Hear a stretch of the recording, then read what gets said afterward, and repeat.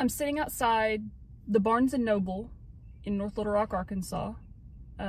Today is May 1st, 2023, and I am in the United States temporarily. I left on April 27th, and I'll be here for, I'm not sure how long, but it shouldn't be too long, hopefully. This is actually the third or fourth time I've been here. I just like to go into the bookstore. A lot of readers know this feeling. You love the smell of books. You love to look at books. I used to come into the bookstore all the time. Haven't had a Starbucks in 8 months. No, 5 months, because of something wrong. That's one of the reasons why I'm going to the doctor to find out. So I'm taking full advantage of it right now. I used to go into the bookstore all the time just to look at the covers.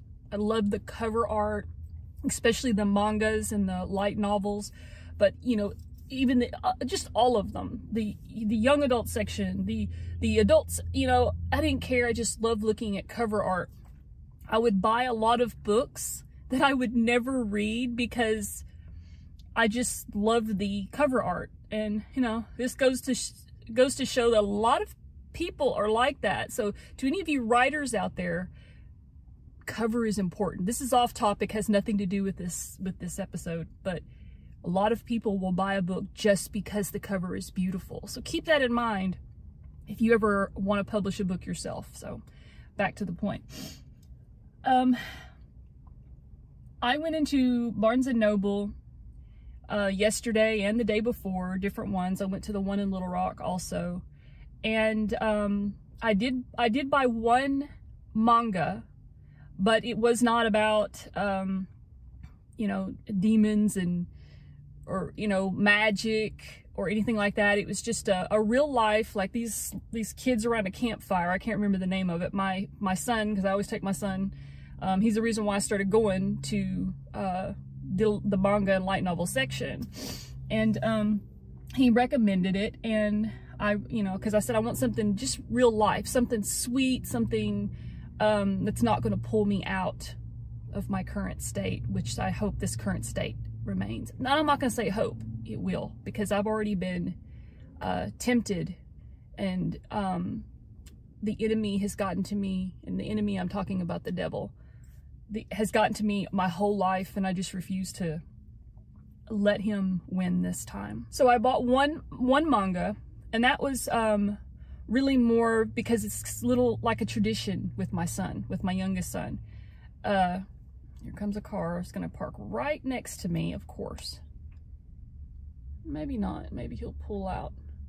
No, he's going to park right next to me. It's a gigantic parking lot out here. It's like 8 o'clock in the morning or 8:30 in the morning. Nothing is open, and I'm parked way out at the end of the parking space, and this always happens to me, and I'm sure other people can attest to this as well. You park out in the end of a parking lot. I know I keep getting off topic, but that's what I do. That's just what I do. Anybody who's familiar with my podcast or anything, my YouTube channel, know that I get off topic a lot, but I promise I'll get back to the point. And people always tend to park right next to you. If he wants to park out here in the end, you know, there's 2 over there, there's 4 over there, there's 4 over there, there's many behind me all at the end, just like this one, but he wants to park right next to me. So it's annoying. But anyway, back to the point. Normally when I go into the bookstore, I always go for the young adult section because I like the covers are always beautiful. I always would buy books, even if I never intended to read them, because I just liked the you know, the covers, or I like the you know, the blurb on the back of the book or whatever. And I maybe intended to read it, but just never got around to it. I used to have way more books than I'd ever actually read. You know, I've read a lot of books in my lifetime, but not nearly as many as I have bought. And I'm sure I'm not alone in that. So that's what I normally would do. And it was just like a tradition. Even when I went by myself, I would always buy a book. I would always like dream about what my next series would be. You know, dreaming up these fantasy worlds. And I always bought books that would like might inspire me, or, you know, whatever the case. But this time I did not do that. I bought that one manga because my son suggested it, and it was cute. It wasn't something to distract me, but I did not buy anything else. In fact, I didn't even look in the other sections that I normally would look, because I no longer have an interest in that.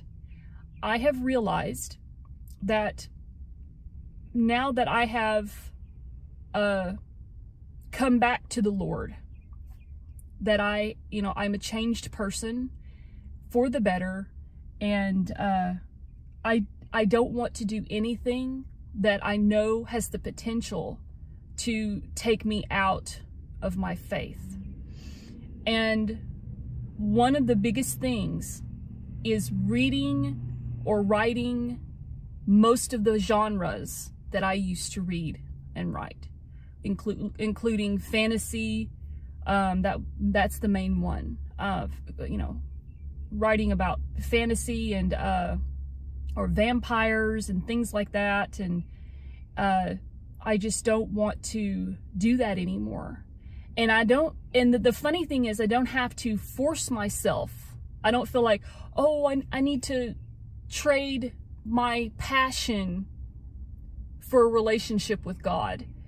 I don't feel that way. I feel like I'm glad to trade my passion for a relationship with God.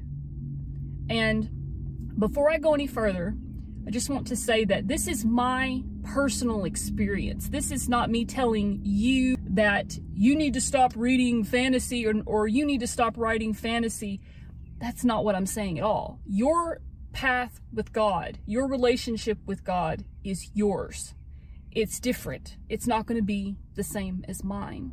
Some people can have a relationship with God and keep God in their life and not fall out of faith and write fantasy or write about vampires. But I can't. That has always been my biggest weakness. When I start building a fantasy world, writing about gods and magic and sorcery, I know it's pretend, and I personally, I don't think there's anything wrong with it, as long as it's not more important to you than your faith, or me. It's like, as long as it's not more important to me than my faith. And I don't want to do anything, whether it's got anything to do with writing and reading or music, listening to certain music, or going places, doing anything, participating in whatever. I don't want to do anything that is going to overshadow my relationship and my love for Christ. I don't want to do that. And I know that doing that is going back into writing fantasy or the vampires and things like that. I just know that it will take me out of it. But the great thing is, I don't even feel that anymore. I have absolutely no desire to get back into that. I don't want it. So I feel like God gave me a gift to write. I always say, whether I'm good at it or not, it's what I love to do. He gave me the gift, and I just know that I need to use that gift to praise Him, to help bring more people into Christ's love. And that's what I'm going to do. I intend to now write Christian-themed fiction. There is a huge difference. Don't get me wrong. That's the next thing I'm going to talk about. there's a huge difference between Christian literature and Christian like movies and things like that, and Christian themed literature and movies. And that's what I plan to write, other than almost nonfiction as well. I plan to write, you know, I've been writing my memoir, and about my relationship with God, and how over my entire life he has like dug me out of ditches, put me on pedestals, saved my life on numerous occasions. But there's been so many miracles that have been performed in my life. And so I'm writing that, but I also intend to write, I have several books in mind to help, you know, help women or just people in general. But, you know, I like want to direct my attention toward women who are struggling. And so, so back to the fiction, the Christian themed fiction and Christian fiction. Now, from what I understand, the difference between Christian themed fiction and Christian fiction is, to put it bluntly, one is more realistic, you know, to life, everyday life, or how people are or how people would be in a certain scenario. And the other is just, there's nothing wrong with it, but it's very sugar-coated. And a lot of times it's very cliched. And so I don't really anticipate writing Christian fiction. I anticipate writing Christian-themed fiction. Let me give you one example of a movie that is not considered Christian, but it is Christian-themed. And then it has always been one of my absolute favorite movies, even before I came back to God, and it's just, and I was, you know, heavy into writing vampires and fantasy stuff, and you know, really dark fiction. Even before, it was one of my favorite movies. And one of the things that I loved about it is that it was Christian themed. It was about the Bible. It was about God. But this movie is so great. It's considered like a cult classic. And even though it's not old, but you know, you might as well say it's going to be the cult one on the cult classic list. And that is The Book of Eli. Fantastic movie. It's just, it's so great. Yes, it's dark and gritty. It has suggestive themes of rape. It's gory, and it's bloody, and there's cursing. And not that I, you know, like, oh, I want to write something because it's bloody and there's cursing and there's, you know, there's sexual assault in it. That's not my point. The point is that it's more realistic. It is most of you've probably seen the movie. If not, highly recommend it, because it's for everyone. It's not just for someone who's a Christian. It's for people who would not, you know, maybe atheist, or they just have, you know, no religious affiliation whatsoever. It's just a movie that, you know, pretty much anybody can enjoy and not be put off by it because it's considered religious. And I think that we need more movies and books like that, as opposed to the sugar-coated rainbows and puppy dogs Christian, you know, material that is out there. Again, there's nothing wrong with that material. I watch that stuff now, even though I admit, you know, coming from a writer's perspective and someone who's very critical of, you know, movies and things being cheesy in movies or repetitive or whatever, I watch it because it, you know, the Christian movies and Christian fiction, I watch and read it now because it takes me out of the darkness for a little while, out of the reality of life, and just, but lets me focus on the light stuff, the good stuff, and without, you know, too dark of an element. And we need that sometimes. But the dark person in me, I've always been a little bit more on the darker side, not the evil side, just darker. That person in me is, you know, the dark stuff. I'm more geared toward the reality. I write a lot about reality and darkness, especially in my books like Alistair Boone and Dirty Eden and The Waltz of Devil's Creek and Everything Under the Sun. Those 4 books, you wouldn't realize it. You wouldn't think that it was just when you first read them, but they are Christian themed.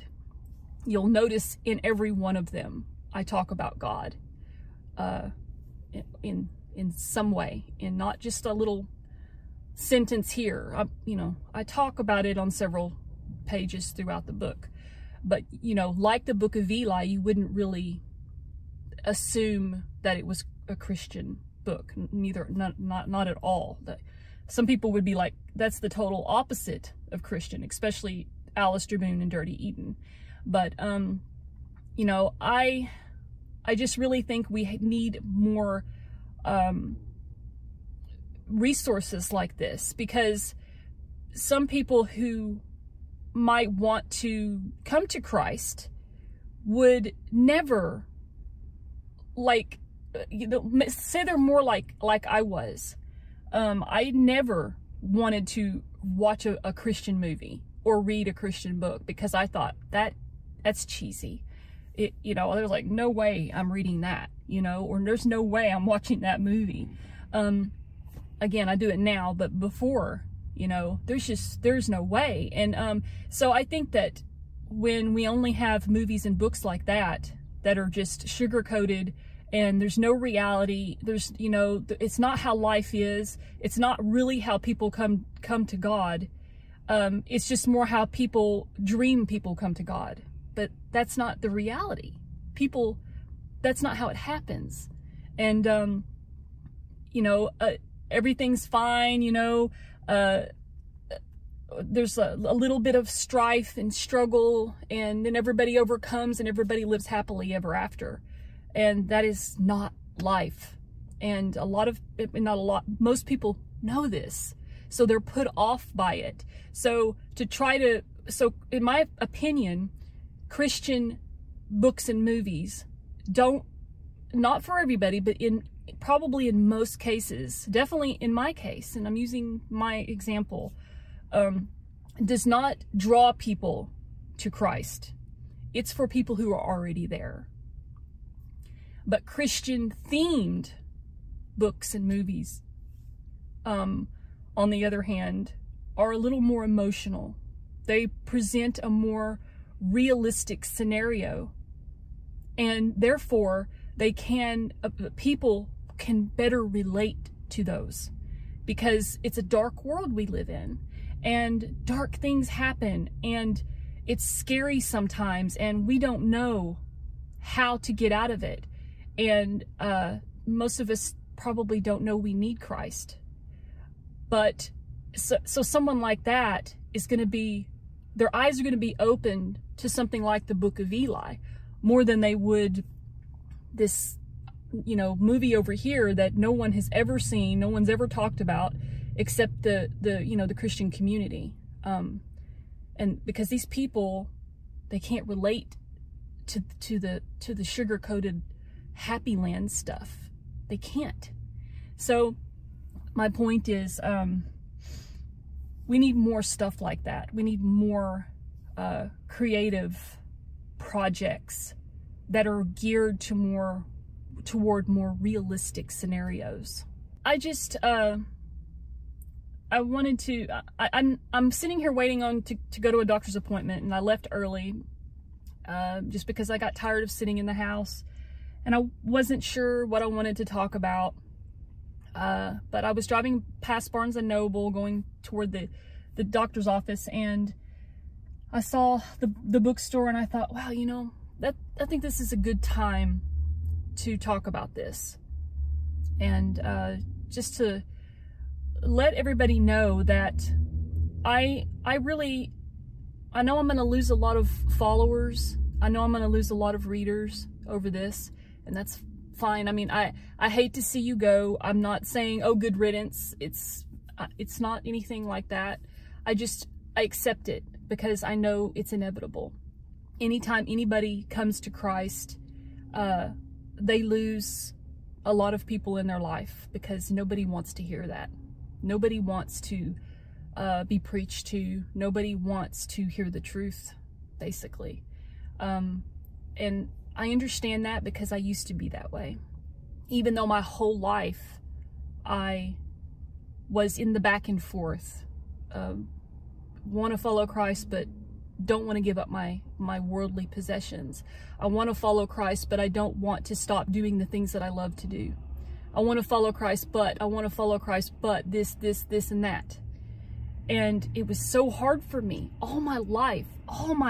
It was so hard.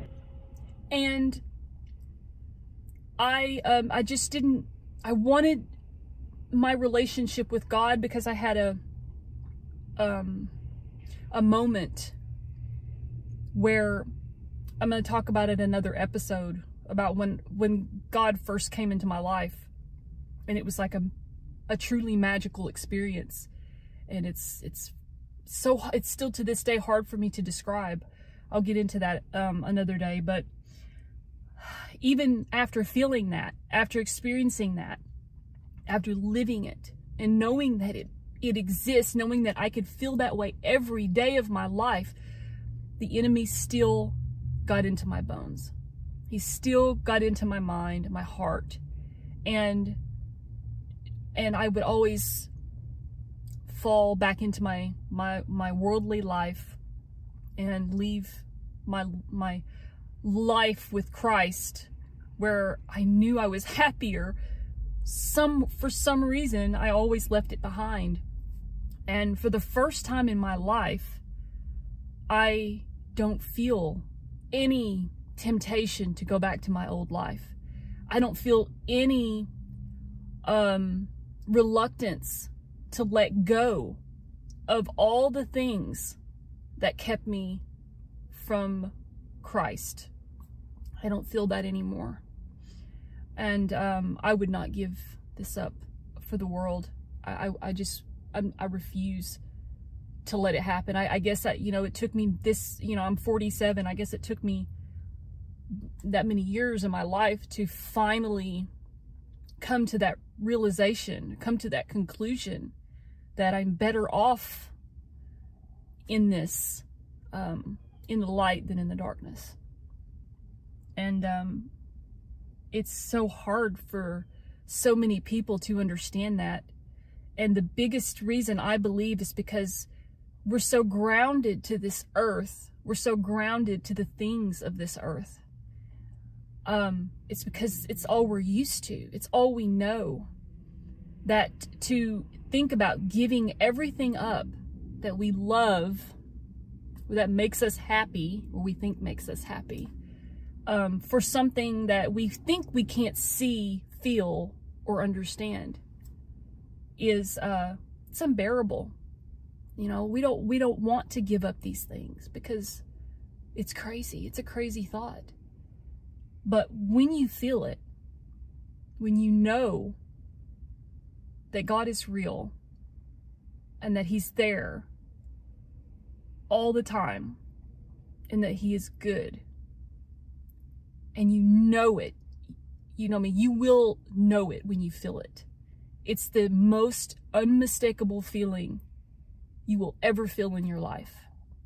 You will, and I think that's why it's so hard to describe, because it's out of this world. Like you think of it in terms of the universe. The universe is so huge, endless, probably. And we cannot grasp the vastness or the complexity of the universe. We just cannot do it. I don't care how scientific we are. I don't care how much we think we know. We will never be able to understand everything there is to know about the universe. But it is so big and so everything that is just too much for us to comprehend, to completely comprehend. And it's the same way with God. It's the same way with that feeling I was talking about. It's so out of this world that I just cannot find the words to describe it. But yeah, so that is my episode for today. Just lost my voice a little bit there. I still love the bookstore. I'm still going to go to the bookstore, but like I did yesterday and the day before, I went straight to the Bible section. I went straight to the areas where there are Christian themed books and a lot of, Christian authors that, nonfiction authors also that I've become very familiar with, and I enjoy their work, like Rick Warren and Lisa Turkist, I'm probably pronouncing her last name wrong, Jess Conley, they write some really great stuff, and I'm gonna do an episode on books that I've read and that have inspired me one day. But I don't miss it. Not at all. And actually I feel like I finally found myself, like I've lifted this like huge burden off my shoulders, or this darkness off my heart. And I don't miss it. I'm looking forward to the future, to whatever God has in store for me. And I look forward to sharing it with you even more. So that is all I have for today. Thanks for joining me out here in the Barnes & Noble parking lot. Thanks for watching. Thanks for listening. Until next time.